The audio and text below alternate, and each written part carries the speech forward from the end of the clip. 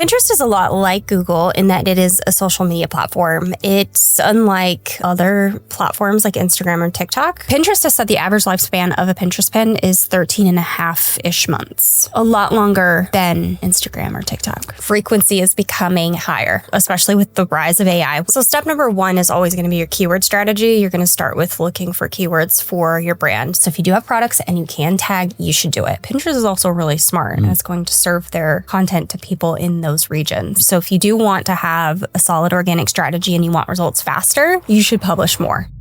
If you want to see a masterclass about Pinterest organic that cover everything, that's just what we did with Ether Faris. So it was very nice, a very nice talk with a lot of value and a lot of tips about Pinterest. So yeah, thanks again, Ether, for this interview. And now let's switch to the content. That's my first podcast in English. So yeah, thanks, Ether, to be here.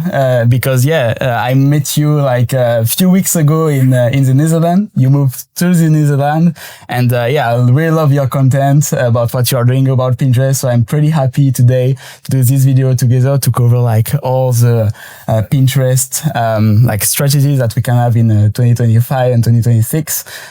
So yeah, pretty happy. Thanks, Luke. So yeah, the goal today it will be to share the different strategies that we can use on Pinterest. And so to start, maybe you can start with that. Like for you, like why Pinterest is important in the marketing mix to have in this year, and how do you compare it compared to like Google or an Instagram? So Pinterest is a lot like Google in that it is a social media platform. It's unlike other platforms like Instagram or TikTok. I would say if I had to compare it on like a scale of likeness, it's more similar to TikTok these days than it is like Instagram because TikTok is so search friendly. But definitely more like Google than anything. It's like if Google and like Instagram, for instance, had a baby, it would be Pinterest. It's like all, image based. And these days it's becoming more video based as well. Yeah. So you could go there, you can search for whatever you're looking for and go really, really deep. Yeah. And like for a business is looking like to try different traffic sources. Like normally when you are seeing like clients starting on Pinterest, some of the people are saying, Pinterest can be very long extra. Mm-hmm. Like what do you recommend in terms of time range to start Pinterest and to get pretty nice results in organic first? I always tell people to give it at least 6 to 9 months of consistency before you really throw the towel in, and you really should probably give it longer than that. So what I like to coach people through is to make Pinterest just like a background operating system in your business. It's not going to be flashy at first. It's never going to have like big shiny results like an Instagram reel going viral and getting like 2 million views or something like that. But at the same time, it's building over time. All of the Pinterest pins that you put on the platform, all of the keywords that you use help to build that visibility over the long term. So if you can give it a good solid 6 to 9 months before you give up, I promise you'll start to see results. And for like a brand or someone that just want to start with Pinterest, what are the first steps you need to do? And what's like the most important step and the most efficient also strategies that you can use to start well on Pinterest?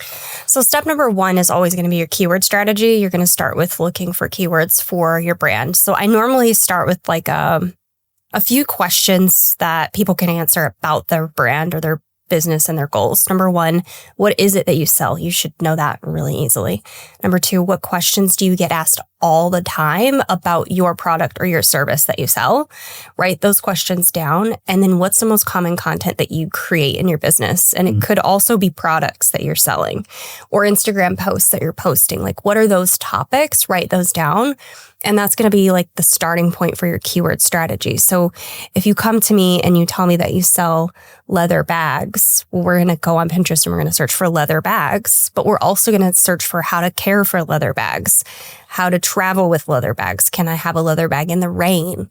Like those most common topics that people are searching for. And do you have some tips to search those topics with Reddit or with Google or with Pinterest trends? With Pinterest and Pinterest trends. So you mentioned that. So it's just trends.pinterest.com. And then the search bar is a really solid place just to start getting some ideas. But the trends tool is my favorite and depends on the brand, the industry or niche, and kind of what they're doing. Some stuff might not show in the trends tool. So that's kind of where you need to default to either the search bar, or you could even use the ads manager, which you teach a lot about. So the ads manager keyword search tool might be a place for you to start as well. Yeah, completely. So first step, the keywords strategy. Step number 2, board strategy. Okay. So all of the like categories of things that you have in your business, think big umbrella topics, those become boards. So if it's leather coats, leather bags, leather purses, leather shoes, those are individual boards.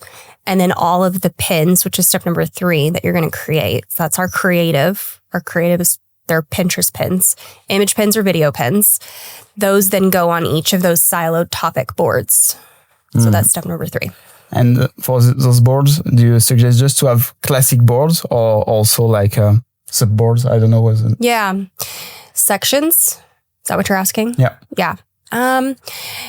So I kind of have a test, like a means test sort of. Yeah. If the topic, if you have enough pins to put into the subtopic or the section of a Pinterest board, it should be its own board. But if you don't have enough to fill that out, you could create a section. Okay. So second step is the boards. And for the covers of the board, do you have some best practice? I love board covers, and a lot of Pinterest experts do not suggest creating them, but they are always my top pins in my square one. The square ones. Okay. Super simple, solid background color, really easy to read font. If you do that, you can look at my board covers and you can just copy mine. Okay, it's fine. You can cheat off my work. Templates, no? Yes, you can cheat off my work.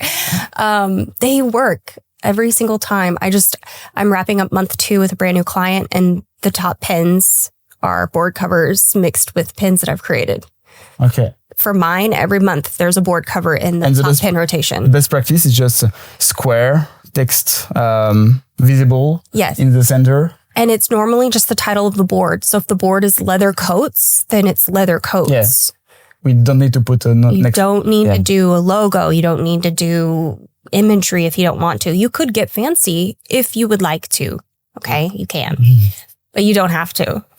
And for the the unicity of the boards, do you recommend to have one template for every board, or you can mix and match? I believe mine are even mix and matched between like 3 different templates. Yeah. Okay. So I think, and for the board description, is it all 500 characters? Use them all and just find keywords for each description and like Mad Lib it. Find all the keywords and then write 1 sentence per keyword. You're good. Okay. Perfect for the boards. I think we covered everything from that. Yeah. Now, step number 3 after the boards, the pins. Step number 3 is pins. Yeah. What questions do you have about pins, Luke? So first, let's start with the format. Is it better to use statics, video, carousel? A mix of everything. And actually Pinterest experts, not like me and you, but like with Pinterest, will tell you that carousels are not a thing, but they are. They're totally a thing. You can make them in the Ads Manager pin builder. And if you don't have the Ads Manager pin builder, which is the old legacy pin builder, like if you created a new account in 2025, you're not going to have that one unless you go into the ads and create one that way. You can create carousels and they actually do get good engagement. Yeah. So if you have carousels on Instagram and you wanted to repurpose them over to Pinterest as one single pin, you get 5 slides. So just be aware of that. You only get 5 on Pinterest, whereas you get 20 on Instagram. So you might need to turn your 1 carousel, if you have 20 slides, into 3 pins. Link it to the same piece of content. That's great. Yeah. And do you suggest to do the link between Pinterest and Instagram? Yes. Let's come back to that. So Pinterest pin best practices. Image pins and video pins. Image pins are 1,000 by 1,500, or you can do the Instagram reel size, which is 1080 by 1920. And videos. In the feed, if they crop the top and the bottom, no, they don't crop. Okay. No, because the video pins are that size. So they go up to that. So you can do video pins the same as Instagram reel size, super easy. And then image pins, 1,000 by 1,500, text overlay, title, description, and pin it to the most appropriate board. So don't put anything about leather gloves on bags. Yeah. Okay. Don't mix them because they don't index well that way. And what do you think about like very inspirational pins? Because we tried like different type of pins, and sometimes like you have pins with a bag, but without any text, and it works very, very well because Pinterest understand very well like the image inside. How do you mix it with the rest? Do you suggest also to do this kind of pins, or? It depends on the client or like whoever I'm coaching. So if your brand is very like physical products, you're selling physical products, then you should always test with and without text overlay, and then also videos. But if you're like me and you're in the coaching space and I'm not selling a physical product, then I'm using text overlay almost every single time. Yeah. And logo every time to put? Logo or URL. Just make it small. This just... At the bottom. Yeah, stolen pins are a thing. People will steal your stuff. I just found a new one recently. So, that's there. They might even try to cut it off, but it's fine. As if you find it, you can still report it. Yeah. And for video, about the duration of the video, what do you... It's 4 seconds to 4 minutes is the total availability of time. I believe they change it all the time. So excuse me if it's longer than that right now, but I believe it's 4 seconds to 4 minutes. And I say about 60 seconds is usually the sweet spot. Yeah. And for the sound is not... So Pinterest actually just this year got rid of their music catalog. Yeah. And they mute any audio that comes over from Instagram automatically. People just don't watch a lot of pins on Pinterest with audio at all. Now, if it's a talking video, then obviously you should have audio. So if it's like this, like we clip this podcast or whatever into Pinterest pins, there's going to be audio. But I always put captions on it because undoubtedly people will watch without the audio. I'm one of those people. Yeah. So about and Pinterest reload also, like when a video is done, it should replay. Yeah, it should autoplay. But in ads, I know it's the case in organic. I am not 100% sure on that though. So I might. Yeah. If anyone does have a question on that, leave it in the comments, and it'll be our reminder to check up on it, because I don't know at this moment because they change it so often. Now, your question about Instagram. I do like the Instagram connection, but I don't care for the auto publishing because they do mute your music. And too many of my students have gotten those emails and they freak out because it's like, oh, I'm going to get shadow banned or something. And you're not. So if you don't have the ability to publish your pins natively to Pinterest or put them through a scheduler where you can fully optimize them for Pinterest, the auto publish is fine. Here's what I like and what I don't like. I like that it will automatically remove the watermark and put it on Pinterest. That's where it stops because it comes over with an Instagram caption, which is not Pinterest friendly. There's no Pinterest keywords. It comes over with a blank title. Like there's no title because you don't have titles on Instagram. And it goes into a board called social. Yeah. So none of the indexing capability is available when the auto publish happens. So if you have the ability, you can edit all of those things, all of them. But if you have the ability to upload it by yourself natively to Pinterest, I would do that 100% of the time. It can be. Yeah. And you can also add a cover image. So you can add a cover image on Instagram, but those don't really work as well. And sometimes they'll show up as black covers on Pinterest. So a couple things to consider. If you don't have the time, fine, use the auto publish. If you have the time, just drop it into Instagram, at the same time, drop it into Pinterest. And now I have the most important question. Which frequency we need to fill it? Okay, so in 2025, frequency is becoming higher. It is. And especially with the rise of AI, which we can talk about. There are some new settings with AI we can chat about. But frequency of pins per day is becoming higher. So if you do want to have a solid organic strategy and you want results faster, you should publish more. If you can publish once per day, I'm happy. If you can publish 5 times a day, I'm cheering for you. Like you're going to see results way faster. I really always coach my students and my clients through like, what capacity do you have to create high quality content without losing the quality and the indexing capability on Pinterest? Whatever that kind of happy medium is where we're going to land. Yeah. So. Okay. And for also like the URL destination, do you suggest to try different one, or if someone don't have a lot of links to put in on, like what do you suggest to create like different redirection, or not everything in the home page? So Pinterest does like fresh content, and fresh being new, but fresh can also mean just a new image with the same URL. So they don't look at copy at all. So believe it or not, when they're looking at the image to determine if it's fresh or not, that's it. That's all they're looking at is the image. So if you have one URL and you wanted to share it 10 times this week, create 10 images. Yeah. That's great. You could use the same title and description each time if you wanted to. Now, I don't see why you would want to do that. You do want to mix it up and try to target new keywords with each variety. And then you could go a level deeper and target different boards with each one. And that will help you with further indexing. But yeah, at the end of the day, if you have a very limited amount of URLs, just make more images. Yeah. And before that, is it important to put like a rich pin option and certificate the certification of the website? You should always have your website claimed, because Pinterest does see that as profile completeness. And they also see that as just trust that this is a real human and not a bot account. So you're less likely to get swept up in the spam filter that way. You also have some kind of backing if someone steals your pins and you go to Pinterest and you're like, hey, what they're going to be like, is your website claimed? Claim your website. So yes, you should claim your website, and then put the pixel also. Pixel always. Come on. Even if you're not running ads yet, it's data collection while we can and within reason. What was your other question? No, it was about the claim and rich pin also. Rich pins. Okay, for rich pins, I have always told clients just to turn them on. It's so easy to do. It's a user experience feature, not a reach feature.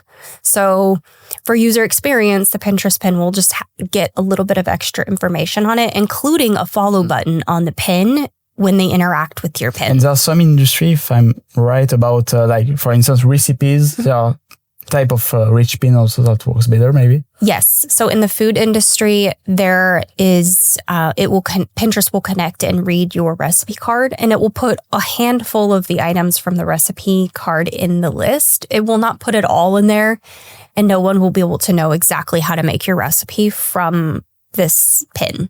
So fret not, they will still need to go to your website. Okay. Yes. So that's perfect. And which kind of KPIs Pinterest is looking to for pins to go viral? Is it like the number of click on the pins, click on the website? It's engagement overall on the Pinterest pins themselves. So the more engagement your pins get, the more likely they are to go viral. So engagement is click on the pin, save. What else? Pin clicks, outbound clicks, saves. Those are the three most important three most important engagement functionalities. But there's also comments, pin likes, and people can send your pins to other people in their DMs. So it's like they can only send it to one like private message box, and that's it. They can't like mass send it to people. Those are the most common three, and the most important three are pin clicks, outbound clicks, and saves. And what do you say to people that saying like, I want to get a lot of followers on Pinterest? You don't need them. Even Pinterest says you don't need them. They're not even something that Pinterest tracks in your analytics dashboard. What they do track are impressions, engaged users, your total audience and then those engagement metrics we just mentioned. So pin clicks, outbound clicks, and saves. Those at the top, when you go to your analytics overview, that is what you're going to see. And that's what Pinterest cares about. That's why it's at the top. You can obviously look at things like breakdowns by demographic. So if you want to see who is interacting with your pins, what age group they're in, what gender they are, where they're located in the world, you can look at all of that information. Followers is something that they don't care about because people don't need to follow you to be served your content. Yeah. And let's talk about the demographic thing, because some of the people, for instance, if I want to sell in Australia, how can I make sure that I will target this type of audience? In ads, it's easy. You just need to select the country, Australia. But for organic, do you have some tips to target only certain country, or no, it's not possible at all? Usually it's within keywords. So in your title and your description, more likely in your description than your title. But I have a new client starting actually in November, and they are located in Australia, and they only sell to Australia and New Zealand. Okay. And they want organic setup. Maybe eventually they'll run some ads, but because that's where they're located, Pinterest is also really smart and it's going to serve their content to people in those regions. So because they will engage more. Because their account is Australian, they'll be more likely to be served to Australian. And maybe Pinterest is looking also about the domain. It's not. The domain.com.au. Yeah, because the website's going to be claimed and all of that. So they're on the engagement side of things, they're more likely to be served pins to Australia and New Zealand because that's the region that they're in. But also you can kind of tip the scale a little bit by putting keywords related to your country or city or neighborhood within a city, even if you wanted to go that far, in the description of the Pinterest pins. Yeah. And what's the most important between, how Pinterest rank between the text on the pin, on the title, on the description, and for the links, the URL you told before that it's not... So they do have the ability to scan the website on the other side. So even what you're linking to is weighted in the overall relevancy score, but it's basically like all built out based on relevancy. So is the image of the actual pin related to the keyword, and the words that you put in the description, are they related? Does it all make sense? Is it relevant to the product or service that you're selling and also the user who's searching for it? So all of that's kind of weighted together. Pinterest can read the image. So if you don't put text on top of the image, that's fine. They can still read the image and see that it's a woman in a, whatever outfit holding a leather bag. Okay, that's our example for today's leather bags. They can see that, but also they're going to see the title and the description and the link that it's going to, and they can see what's on the other side. So just make sure all of those things are really highly relevant, and you should be okay. Yeah. And about shopping thing, do you suggest to tag every pins to the shopping catalog? Yeah, so this is actually long to do. It takes so much time. You can do it before, you can do it after. You cannot do it with third-party schedulers right now. So you have to do it with Pinterest or not at all. Okay, so this layout is likely going to change. It always does. But Pinterest just this year, in like the last quarter to 2 quarters of this year, so second quarter, third quarter, released a new layout on Pinterest. So when you open it up, depending on what region you're in, it's even country dependent. When you open up and you click on a pin and you make it bigger on your screen, that's called a pin click. Off to the right and underneath it are all Pinterest search results. I hate it. It's horrible. So if you do have products and you can tag them, it will actually bump those results down, those other organic results from everyone else down, and your stuff will be right at the top along with your Pinterest pin. So if you do have products and you can tag, you should do it. Yeah, because if not, you will have your competitors on top of the search bar. Not the search bar, but the top section. I have another tip, and it involves a setting in your account. And this is, you need to go into your Pinterest settings, and I can't remember exactly which label it is. I can follow up with you later. Maybe we could put it in the description of the video. But there is a setting in the back end of your Pinterest account where you can turn off other people's pin recommendations being placed on top of yours. So if you are selling e-commerce products and your competitors' products are being tagged in yours because they also sell furniture or home goods or whatever, you can actually turn the setting off where it will not tag your competitors' products in the recommended section on the right. Okay. So I think everyone should turn that off because you don't need your competitor stuff being recommended next to yours. And do you have any suggestion about like which scheduler to use to be at high frequency on Pinterest? And also, until like if someone are publishing 1 pins per day, maybe it's not necessary to use a scheduler, and maybe at a certain frequency it's needed. When? Yeah. Okay, so I'll give you the guidelines that they are right now for Pinterest. So the native Pinterest scheduler on Pinterest is totally free to use. You can schedule your content up to 30 days in advance, but you can only have 100 pins scheduled at a time. And then it's maxed. And you have to publish some pins to clear up some space. So their server capacity I don't know if they will change because isn't great. Yeah. I don't think they will. Honestly, when they put a tool out for years, that is what it is. And for the last 2 years, we've had the same scheduler. And they have a new one, but it's not even released to everybody. So here's to answer your question, which scheduler? I use Tailwind the most for myself and for clients. There for a while, we kind of took a reprieve from using Tailwind, and we were using Pinterest for a lot of our newer clients because they were coming to us without a scheduler. So we just default to Pinterest. But if you are wanting to amp up your frequency per day and you're wanting to schedule more than 1 pin per day, knowing that you cannot product tag with third-party schedulers, Tailwind is great. I do love them. They have improved the ability to publish video pins with their platform as well. The video pin performance, as far as like the quality of the video and like the pixelation, used to be lower, but they seem to have fixed some of those issues. Yeah. So you can even publish videos with them. You can add covers to your videos. You can schedule to multiple boards if you wanted to.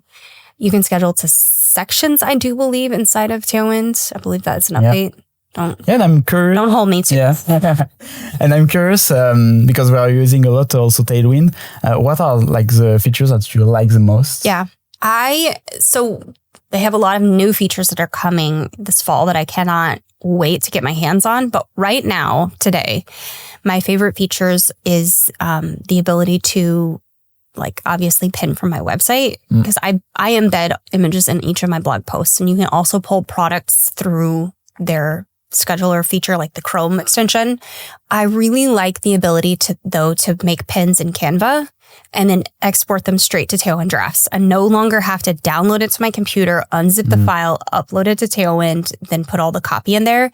Straight inside of Canva, you can connect your Tailwind account, you can put the description, you can put the title, you can apply the boards, and then you export it to Tailwind. You can do this with videos. You can do this with images. You can do it with multiple. Right now, I have a strategy for one of my clients where I make 10 pins per blog. I export all 10 of those with the title, the description, the link already there, and the boards. And then I just edit the boards around a little bit once it's in the Tailwind drafts, and then I schedule them all. My second favorite feature is pin spacing. They do still have the ability to do intervals. So if you publish to 3 boards, that's going to be an interval of whatever you set. Pin spacing, for my 10 pins per client, I set it to 7 days. So every 7 days, one of those will go out. So I can schedule the first pin and select all and click schedule, and they automatically fall in line wherever they should go. Love that feature. Another feature I like so right now, but it's going to get better because they're releasing some updates, I believe, November, December timeframe, is the smart pin feature. Okay. So you can put in a URL and you can upload the images you want it to use to make the pins. One of the features that they are testing around with is to kind of adopt your template style. So if you already have templates in Canva that you really like, they're going to be able to kind of mimic and adopt those. That's really cool. And you'll also be able to edit the text with Smart Pin coming in the near future. So I love that too, because I don't always like the words that they come up with. And also like what are you using for like analytics? Because there is a section in Tailwind about the analytics. Tailwind's analytics are actually really, really good. And they have the ability to see further back than the Pinterest dashboard. So you're limited at 6 months on Pinterest of seeing your pin data. So I always tell people, just export it every single month. Whether you use it or not, you need to export every single report for pin clicks, outbound clicks, saves, all the engagement. There's 5 engagement filters. Export them for your top pins for all 5 engagement filters, and then export an overall monthly view, whichever report you want to be default. I usually default to impressions, and then I export all of the data and just save them, the CSV files, in a Google Drive. That way I can look back on it later. Whether I look at it right now or in 3 months or 9 months, I still have the data to look at, and I can start to build trends over time. I can start to see kind of what people were doing. And you're going to notice in your analytics, whether you do it on Tailwind or Pinterest, like there are certain behaviors that happen at the same exact time every single year. Yeah. And you can put all those data to ChatGPT also. You can. Yeah. And I actually built a bot where I built an audit kind of documentation out for it. So I upload all the CSV files for the data. I have to clean it up because ChatGPT is not good at reading the header files or whatever. So I clean it up, I import it into, and I have it audit the data for me. So that's amazing. I love it. And for the top pins that you are seeing on Tailwind, do you republish them? I don't. I just remake new versions. Okay, that's better. Yeah. Well, better is subjective, but I just make new versions. Okay. Yeah. Yeah. Why? Because you think that Pinterest maybe don't like it? No, it's not that they don't like it. It's just that you've already published that one version. They already know that it exists, and any future results you get on it are all going to be lumped into that same version's already been published. So if I can take that keyword, that topic, whatever it was, that product, and just make more versions of it and put them in, trying to reach either the same keyword or more keywords, I would rather do that because I can spread my net way further than being siloed into this one pin that maybe it did well because it went viral, or maybe it did well because people on Pinterest really like that topic, like whatever it is. And which kind of variable you like to change first when you identify a pin that works? Typically images. Okay. So I'll change an image and I'll see if the image does better. You could use the same exact template and just swap the images if you wanted to, especially if you use Canva. It's a really fast hack to make fresh pins without having to recreate the wheel over and over again. Yeah. And how do you split about if someone having like an e-commerce with product pages and also article in blogs article, how do you? So I like to create blog posts. I don't have like a hard mix, like 70-30 or anything like that. I just always am keeping those things in rotation. Now, if it's an e-commerce shop, they obviously want to sell products. So I'm leaning more towards publishing product listings than I am blog articles. But if they are really good at writing blogs and their blogs convert, which is really hard to do, it's like no easy feat, then I'm using those blogs frequently and what's in them. So you can make Pinterest pins out of the content in the blog post. So if you have a whole blog post on how to like properly care for leather, then there's probably 7 or 8 different angles for Pinterest pins that you could make for that one blog post. So I'm doing that. There's a limit. The limit is your curiosity and your creativity. How much did you do in the past maximum? Yeah, I couldn't tell you. I honestly have no clue.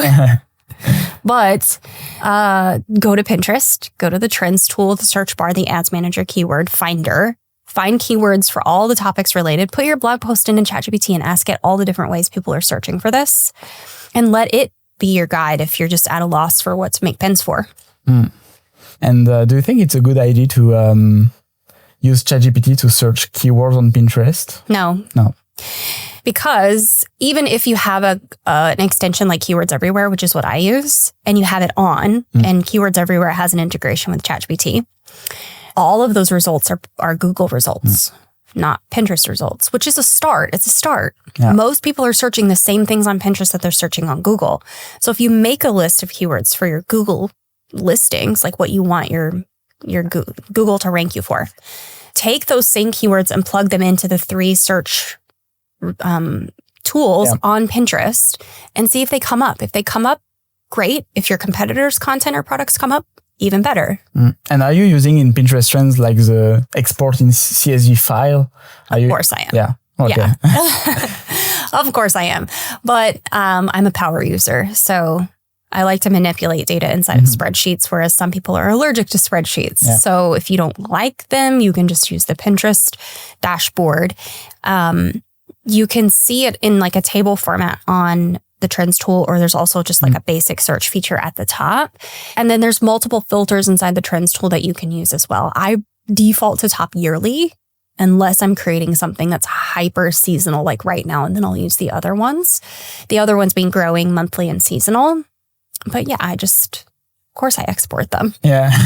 And for the seasonality, if a brand want to be ready, for instance, to back to school, how months before, how weeks before they need to start publishing pins about back to school? About 3 months in advance, if not sooner. So here's my trick for this. Go to the Trends tool and search for your topic. So back to school clothing for kids or whatever it is.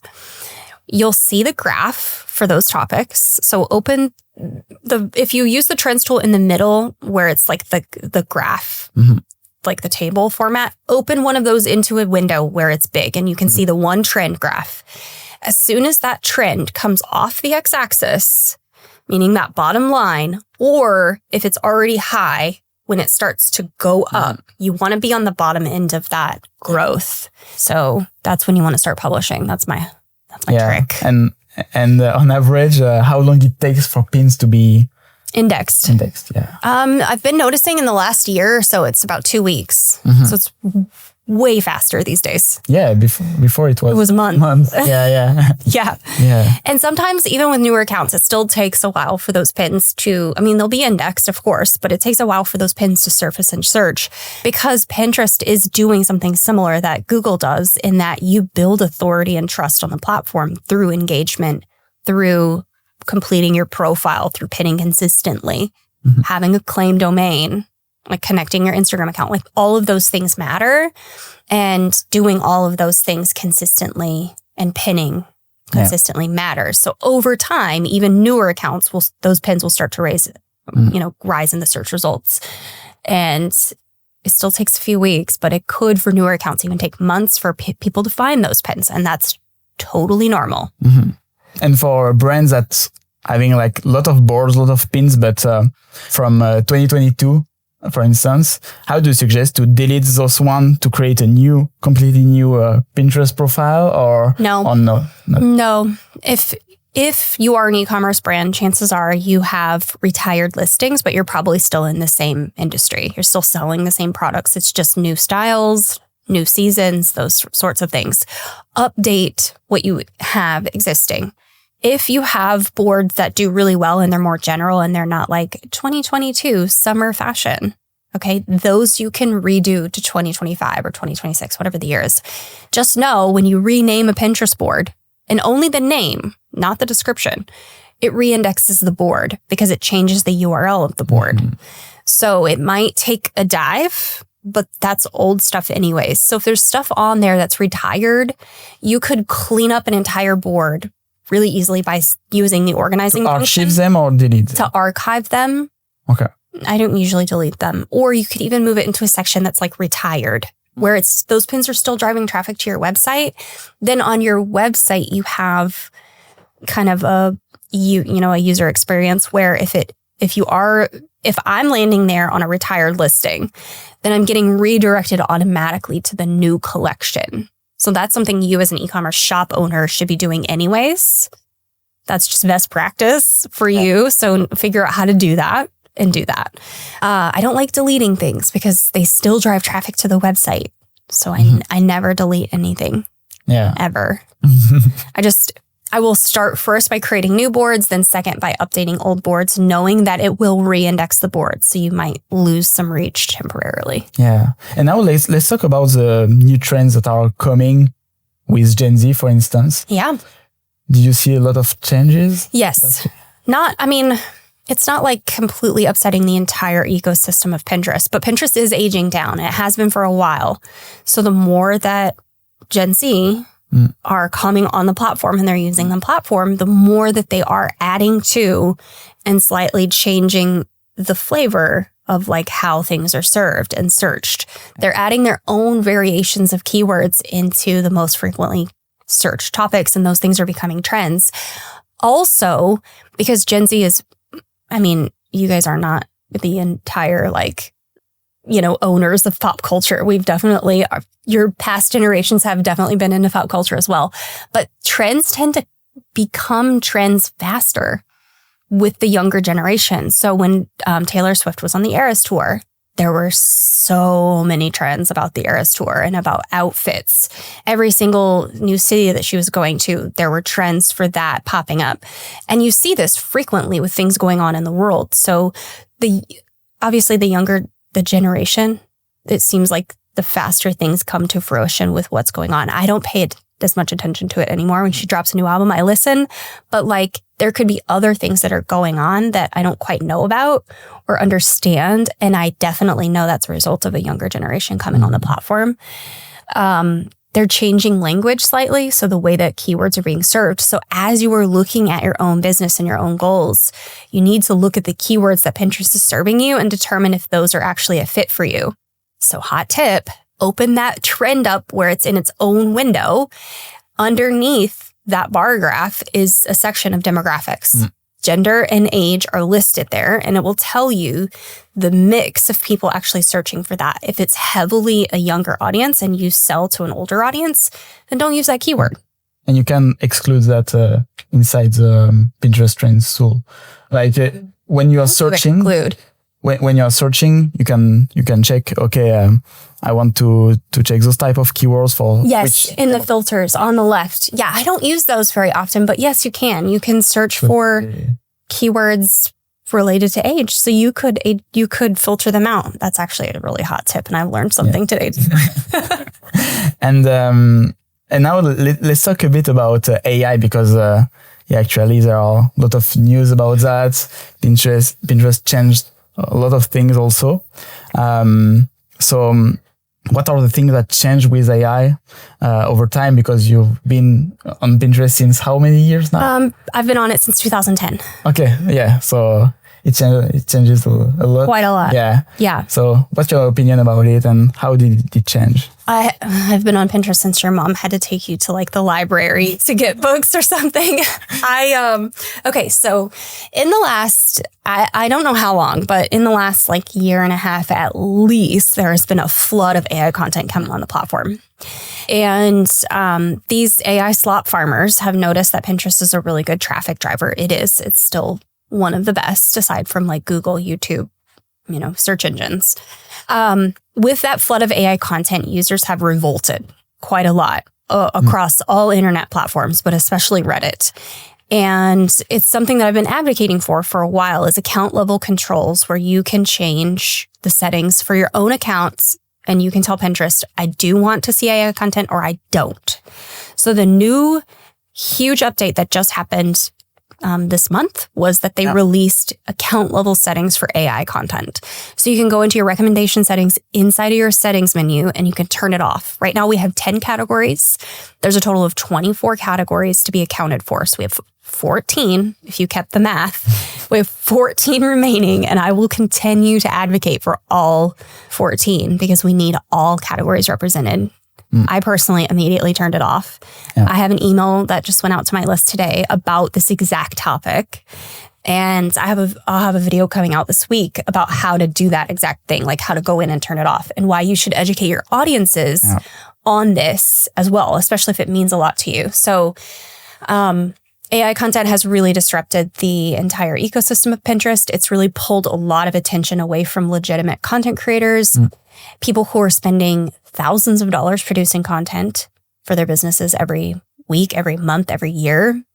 And they're seeing huge drops in their traffic. So Pinterest is very good also to identify if it's or not.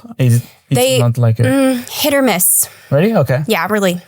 Because slop farmers have figured out how to remove the metadata from the actual AI pins. Yeah. It's the system that they're currently using can't identify whether it's AI or not if that metadata is not there, as far as I'm aware of.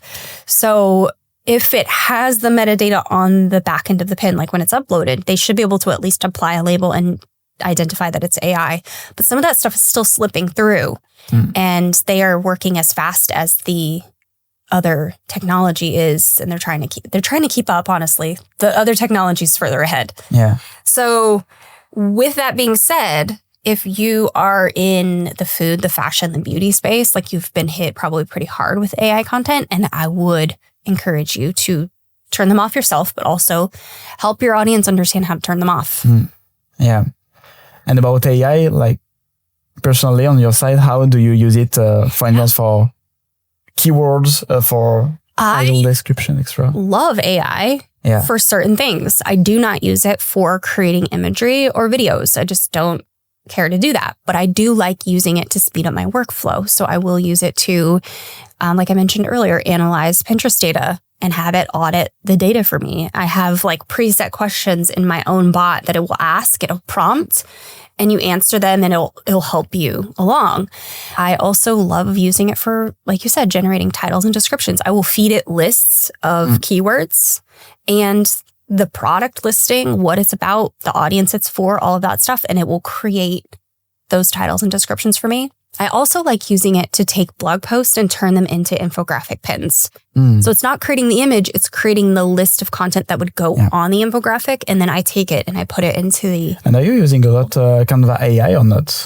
No, but I do like using the Canva bulk create functionality. So when I do the infographic method I just said, I'll put it into a spreadsheet, and then I'll feed the spreadsheet to the bulk create, and it will make the pins for me, and then I just need to edit them. Yeah, and in terms of AI, are you using more ChatGPT or Claude? Because on our side, like for like reflection, strategy, etc., ChatGPT is better.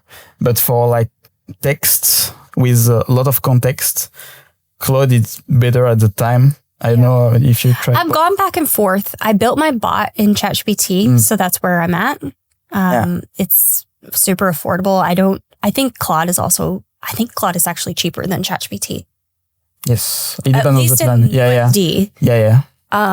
But the good thing is you can put in Claude also like a project. So it's almost the same as a GPT in ChatGPT. Yeah. But you can create project, and the thing is you can sometimes ChatGPT having like a limit in terms of characters that we are using if you are putting a lot of data, and Claude did like a lot of update to increase that. But for reflection and strategy, ChatGPT is better. So I just use ChatGPT for now, and I do project files. So each of my clients gets a custom project file. I have a custom about my business worksheet for them, keywords, everything is loaded into it. And then everything that comes out, I self-edit. So I don't just take what it gives me and run with it. I edit it. Yeah. And let's get back about like Pinterest. Also, we didn't talk about like the longevity of the content. Yeah. Really good question. So the Pinterest has said the average lifespan of a Pinterest pin is 13.5-ish months. But I've noticed in my client accounts, personally, that pins will show up 5, 6, 7 years later, like continue driving. They become legacy pins almost, like pins that got a lot of reach or got a lot of engagement. If you still have that content, that's why it's such a good evergreen platform. If you still have those topics, that content, those products or whatever, and you're still selling them all these years later, like it can still become a powerhouse years later. So it's a lot longer than Instagram or TikTok. Yeah. Amazing. Thanks a lot for all the info. So it was like a complete masterclass. So thanks a lot. And if people want to know more about what you are doing, about your social network, how can I really direct you those people? Just my website is fine, heatherferris.com. You can come visit, learn. And your YouTube also. And you'll find my YouTube. Okay. Same name. Yeah, so I will put I will put all the links just in the description of this video. So thanks again, and see you in the next video.